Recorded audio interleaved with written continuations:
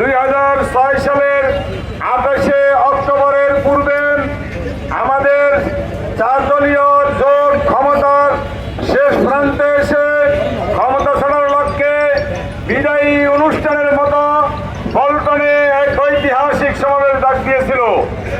সেই সমাবেশকে ঘিরে শেখ হাসিনা লগি বইটা দিয়ে জামাতের সেই সমাবেশ ঘরে হামলা করার জন্য নির্দেশ দিয়েছিল, যার কারণে সারা বাংলাদেশ থেকে ভারতীয় গুন্ডারা লগি বইটা নিয়ে জামাতের সেই পল্টনের ঐতিহাসিক সমাবেশের উপরে তারা হামলা করেছে। সেদিন আমাদের ভাই মুজাহিদ, ফয়সল, জসিম ভাই সহ অসংখ্য ভাই সেদিন শহীদ হয়েছে, শত শত ভাই আহত হয়েছে। আপনারা জানেন সেই দিন জসিম ভাইয়ের লাশের উপরে লগি বেটা দিয়ে তাকে নির্মমভাবে হত্যা করে লাশের উপরে তারা নৃত্য করেছিল। সেদিন বিশ্ববাসী বলেছিল হোয়াট ইজ লগি বেটা, এই লগি বেটা কি? সেদিন অনেক মায়েরা, অনেক বাপেরা, অনেক শিশুরা টেলিভিশনের পর্দায় এই দৃশ্য দেখে তারা অনেকে ঘুরে পড়েছে, বেহুশ হয়েছে। কিন্তু শেখ হাসিনার সেই দিন বিবেক কাঁপেনি। সে জামাত ইসলামী এবং ইসলামী ছাত্র শিবিরকে নিচ্ছিন্ন করতে চেয়েছিল। মাওলানা নিজামীকে, জামাতের নেতৃবৃন্দকে সে হত্যা করার ষড়যন্ত্র করেছিল। কিন্তু আল্লাহ রাব্বুল আলামিনের ইচ্ছায় আমাদের নেতৃবৃন্দরা সেদিন বেঁচে গিয়েছে। আমাদের কর্মী ভাইয়েরা জীবনের ঝুঁকি নিয়ে সেই দিন সেই জুলুমবাজ আওয়ামী লীগের বিরুদ্ধে প্রতিরোধ গড়ে তুলেছিল।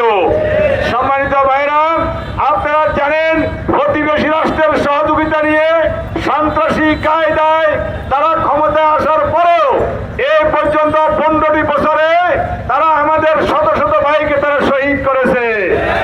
এই শহীদের জনপদ তৈরি করেছিল বাংলাদেশকে। এই অবস্থায় বাংলাদেশের 7 জানুয়ারি নির্বাচনের পরে দেশ এক অনিশ্চিতির ভিতরে চলে গিয়েছিল। সেই অবস্থায় ফ্যাসিবাদের বিরুদ্ধে ছাত্রদের আন্দোলনের মাধ্যমে আওয়ামী সরকারের প্রথম ঘণ্টা বাজানো সম্ভব হয়েছে।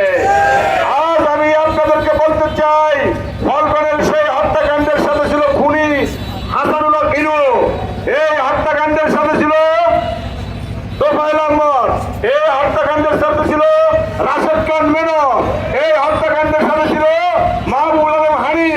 তাদের নির্দেশে মির্জা আজম এইভাবে অনেকগুলো সন্ত্রাসী সেদিন নেতৃত্ব দিয়ে আমাদের ভাইদের উপরে আক্রমণ করেছিল। আজকে আমরা সরকারের কাছে দাবি তুলতে চাই, সেই পল্টন হত্যার মামলাটাকে পুনরুজ্জীবিত করে সন্ত্রাসীদেরকে আইনের আওতায় আইনে বিচার করতে হবে।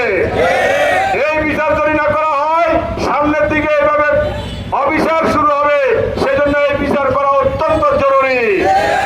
আমরা আজকে দাঁড়িয়ে বলতে চাই, বিডিআর হত্যার বিচার করতে হবে, এসব হত্যার বিচার করতে হবে।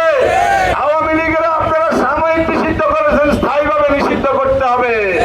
ছাত্রলীগের স্থায়ীভাবে নিষিদ্ধ করতে হবে। এরা একটা সন্ত্রাসী দল, এদের মাধ্যমে বাংলাদেশে শুধু সন্ত্রাস, হত্যা, রাজধানী সৃষ্টি হয়েছে। এরা গণতন্ত্রকে হত্যা করেছে, এরা ভোটাধিকার হত্যা করেছে, এরা কিশোরগঞ্জ সৃষ্টি করেছে, এরা লুটপাট করেছে, এরা আমাদের দেশটাকে প্রতিবেশী রাষ্ট্রের করদ রাজ্যে পরিণত করেছে, এরা লুটপাট করে দখল বাণিজ্য সৃষ্টি করেছে। তাই আমি আপনাদেরকে বলতে চাই, আগামী যে নির্বাচন আসতেছে সেই নির্বাচনে আমরা